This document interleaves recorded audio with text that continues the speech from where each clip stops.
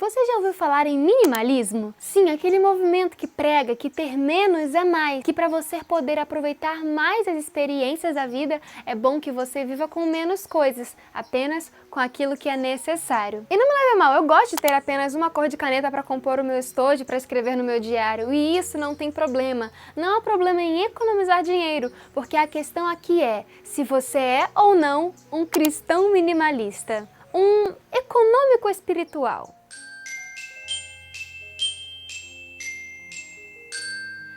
Oi, meu nome é Carol, seja muito bem-vindo ou bem-vinda ao nosso Céu Estrelado. Já deixa sua inscrição aqui porque hoje, fugindo um pouco dos assuntos dos últimos 2 vídeos, eu quero convidar vocês para refletirem em uma coisa, o minimalismo espiritual, ou se você é ou não um cristão minimalista. Será mesmo que nesse sentido, o menos é mais?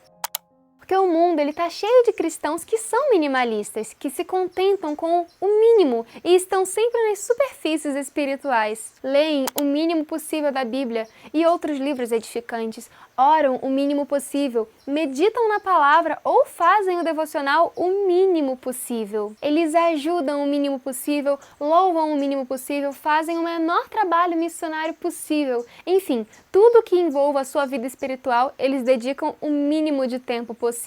Mas, em contrapartida, esses minimalistas espirituais são maximalistas quando se trata do mundo. Porque quando se trata de conversas frívolas, diversões duvidosas, tempo rolando o feed do Instagram, TikTok, YouTube, Orkut, o que seja, enfim, vendo coisas que ou não prestam ou simplesmente não são nada demais, mas que no final não edificam. Ou então gastando seu tempo à toa, sem fazer nada, mesmo que aquele ditado já dissesse que a mente vazia é a oficina do diabo. E tudo bem, isso não está na Bíblia, mas também não vai contra a doutrina que ela prega. Então vamos assimilar isso, porque às vezes podemos até estar usando o nosso tempo para fazer algo bom, para treinar nossos hobbies e assim por diante, mas se estivermos fazendo essas coisas apenas para a nossa própria glória, isso não vai tirar a gente do minimalismo espiritual.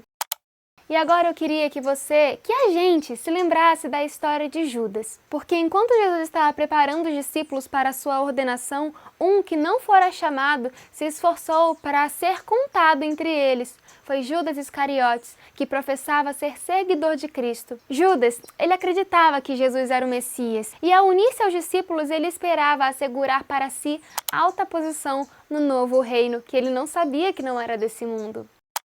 Judas Iscariotes foi um cristão minimalista, mesmo estando pertinho aparentemente de Jesus, no final ele acabou amando mais ao dinheiro do que a Jesus. Ele foi um minimalista espiritual a ponto de vender o seu mestre por um valor equivalente a uma compra de escravo. E em seu desespero, ele achando ser tarde demais, lançou as moedas e ficou assim, sem Jesus e sem o seu dinheiro. E em seu desespero, ele acabou dando cabo da própria vida. Sem o verdadeiro arrependimento, e acabou perdendo a salvação eterna e serviu de vergonha e repugnância para aqueles que viram o seu fim. Tudo isso porque ele foi um minimalista espiritual. Mesmo com todas as portas abertas para que ele obtivesse a salvação, ele escolheu, por ele mesmo, a perdição. Pois é, eu acho que já deu pra ver que nesse caso o menos não significa mais. Quanto menos próximo das coisas que Deus pede que façamos, mais longe vamos estar dele e da salvação. Porém, ainda há esperança, porque se virarmos o jogo, por outro lado, podemos ser mundanos minimalistas, por assim dizer, estando nesse mundo, mas não sendo desse mundo. Nessa oração disse: peço que não os tires do mundo, mas que os livre do mal. Não são do mundo, como eu do mundo não sou. Santifica-os na tua verdade. A tua palavra é a verdade. Essa é a oração que Jesus fez há 2000 anos atrás para os seus discípulos daquela época e também para os discípulos de hoje, para eu e para você. Seguindo esse princípio, você pode começar a ver mudanças em seu caráter e mudanças também em seus gostos. Você e eu podemos começar a gostar o menos possível das coisas que esse mundo oferece, até o ponto de não termos mais nada com o príncipe desse mundo. E como eu não gosto de trazer o problema sem oferecer alguma solução, depois que você clicar no botão de se inscrever aqui, nós vamos ver 6, apenas 6 das várias coisas que podemos fazer para deixarmos de sermos minimalistas espirituais. Bom, a primeira coisa é o básico do básico. básico. Estudar a Bíblia, não apenas ler, mas pensar no texto lido, marcar as coisas e fazer anotações sobre o texto ou até mesmo sobre o versículo lido. A Bíblia é a palavra de Deus e é a principal maneira como Deus fala conosco. Precisamos estar atentos para ouvir e, nesse caso, não é obrigatório, mas um pouquinho de minimalismo poderia até ajudar. Olha que paradoxo. Sabe, eu acho lindo quem marca a Bíblia toda de coloridos, usa vários post-its, anota em um caderno cheio de lettering, seus devocionais, considerações e meditações. Mas essa não é a regra. Você pode ser minimalista no material se isso for te ajudar a focar mais naquilo que realmente importa. Eu, por exemplo, eu gosto sim de uma Bíblia colorida. Eu tive uma Bíblia que eu fiz questão de colorir ela do início ao fim. Eu andava com os lapisinhos para na igreja pintar, para em casa pintar e assim por diante. Eu já tive vários cadernos que cada página para mim tinha que ser o mais decorada possível, mas hoje o meu tempo é menor. Então eu abri mão disso sem deixar de achar bonito. Porém, o meu estudo bíblico agora pode ser marcado com apenas uma caneta ou com essa lapiseira que vocês estão vendo aí, que ela tem o grafite colorido. E aí, se eu tiver que anotar em um caderno, simples que seja, ele não precisa ser bonitinho por natureza. E se eu precisar anotar apenas com uma caneta, usar um pequeno adesivo ou um desenho preto e branco, isso pra mim agora já é o suficiente. Mas isso também não é uma regra, porque assim como eu, se você não tem tanto tempo ou então está começando a estudar a Bíblia, realmente o menos pode ser mais quanto a questão de menos troca de caneta, mais tempo raciocinando sobre o texto e assimilando as doutrinas e aprendizados práticos que a Bíblia vai passar para você. Quanto menos a gente gasta neurônio para fazer decoração no caderno, mais teremos tempo para assimilarmos o conhecimento. Mas eu repito, isso não é regra. Se você tem tempo e fazendo isso, essas decorações todas no seu devocional, isso fica mais fácil para você assimilar, fica mais visual para você ver, fica à vontade, faz aí. Eu só estou dizendo que isso não precisa ser um peso, não precisa ser uma regra. Você pode simplificar as coisas caso você queira, para que isso que deveria ajudar, né, a questão de ter um caderno, canetas e assim por diante no devocional, não se torne, na verdade, uma distração.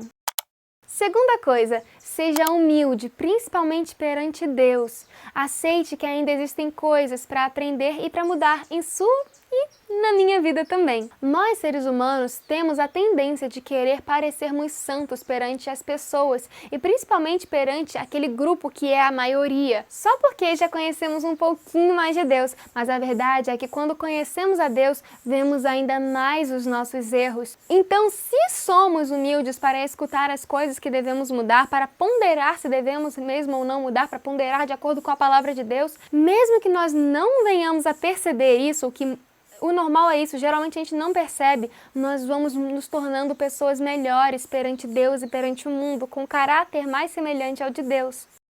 Terceira coisa que podemos e devemos fazer é cultivar cada vez mais o hábito de orar.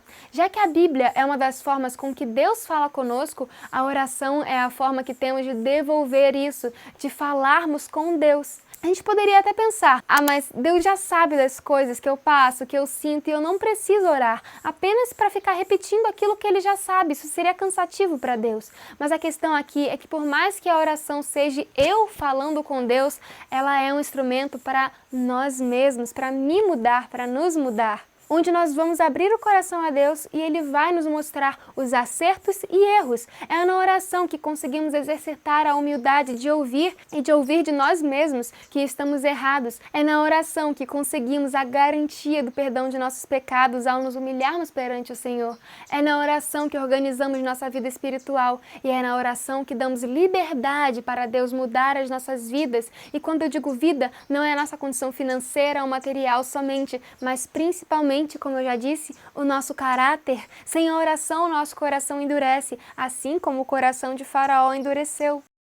E a quarta coisa que nos transforma em cristãos maximalistas é o arrependimento e a mudança de vida, realmente uma conversão em nossos caminhos. O pecado por si só nos afasta de Deus. E é dito que enquanto não confessei as minhas faltas, doeram-se os meus ossos. O pecado nos constrange e nos envergonha, fazendo assim nos sentirmos indignos de estarmos na presença de Deus, porque de fato é isso mesmo que acontece. Mas ao tomarmos consciência do erro e ao irmos em oração novamente ao Senhor com o coração disposto ao arrependimento, mesmo que ainda não estejamos genuinamente arrependidos, o Senhor faz a obra do arrependimento em nós e nos ajuda a ter uma conversão real de caminho, mudando a rota, mudando as atitudes e recebendo o caráter dele, podendo assim novamente nos achegarmos com confiança ao trono da graça, nos reaproximando assim de Jesus.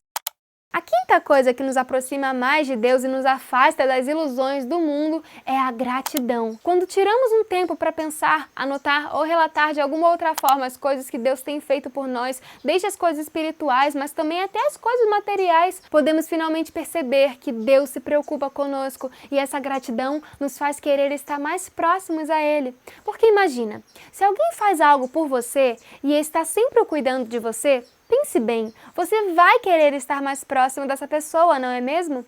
E a mesma coisa acontece quando reconhecemos as muitas bênçãos dadas por Deus. Nós vamos querer estar mais próximos a Ele, porque Ele cuida de nós e nós gostamos de estar próximos de quem cuida da gente.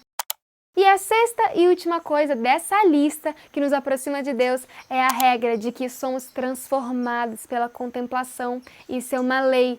Nós assimilamos pelos neurônios espelhos as coisas que vemos e quanto mais repetimos, mais aquilo faz parte de nós. Ou seja, se eu uso a internet para contemplar coisas que edificam, mais eu vou ter vontade de praticar aquelas coisas que edificam. Mas o contrário também é verdade. Se a internet só traz para mim coisas que vão contra a doutrina bíblica ou que simplesmente não tem nada de edificante, mesmo que elas não tenham nada a ver, mais contra a Bíblia e mais nada a ver eu vou me tornar.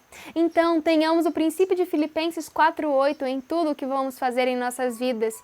Quanto mais, irmãos, tudo que é verdadeiro, tudo que é honesto, tudo que é justo, tudo que é puro, tudo que é amável, tudo que é de boa fama, se há alguma virtude e se há algum louvor, nisso pensai. Não apenas em relação à internet, mas nos livros, atividades do trabalho, da escola ou da faculdade, nos tempos livres e nos tempos ocupados, no comer e no beber. Enfim, se tivermos esse princípio em tudo, certamente seremos transformados pela contemplação e estaremos mais próximos de Deus e, consequentemente, longe de ser um cristão minimalista. Então, finalmente, seremos cristãos cheios de cor e vida para refletir ao mundo a pessoa de Cristo.